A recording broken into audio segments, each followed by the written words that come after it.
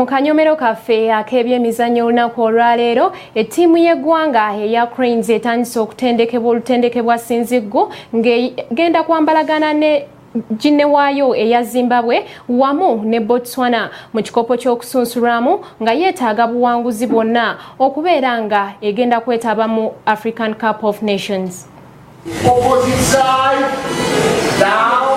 Etimu y'eggwanga The Cranes eri mu kutendekebwa kwa Kasameme nga beetegekera emipiira ebiri okuli ogwa Zimbabwe ogw'omukwano ne Botswana gye bakyalira omwayo ogenda kuza omwezi nnya omwezi ogujja nga gwa kikopo kya African Cup ekyokusunsulamu omwaka 2017. Abasambi batano okuli Juko, Faruk Mia, Hassani Waswa n'omukwasi wa Golu Juma bebakeyanjula mu nkambi era nga bunaazibira olunaku olw'enkya nga abasambi abala 15 bamaze okuyanjula mu nkambi ng'omutendesi wa ttiimu y'eggwanga The Cranes Michos Jovic bw'annyonnyola.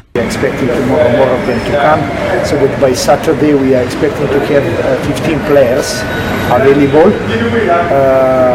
We are entering in the camp.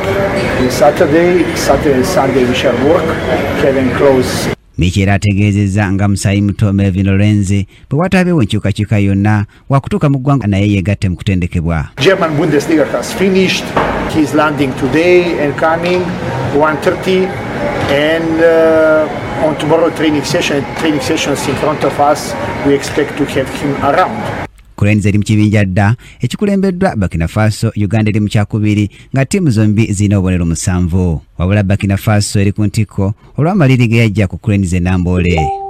Uganda yeetaaga kuwangula emipiira gyayo gyonna egisigaddeyo okuli ogwa Botswana ng'ennaku z'omwezi 4 omwezi guno e Gaborone n'ogunaasembayo nga bakyaza Comoros Namboole ng'ennaku z'omwezi 3 omwezi ogw'omwenda. Ate yo Burkina Faso bwe bali nnyo ku mbiranye ekyalira Comoros emitisa mawuli ate olw'esembyeyo Botswana e Wagadugu. Ku Kingdom TV amaliri ag'ebyemizannyo nze Brian Katende.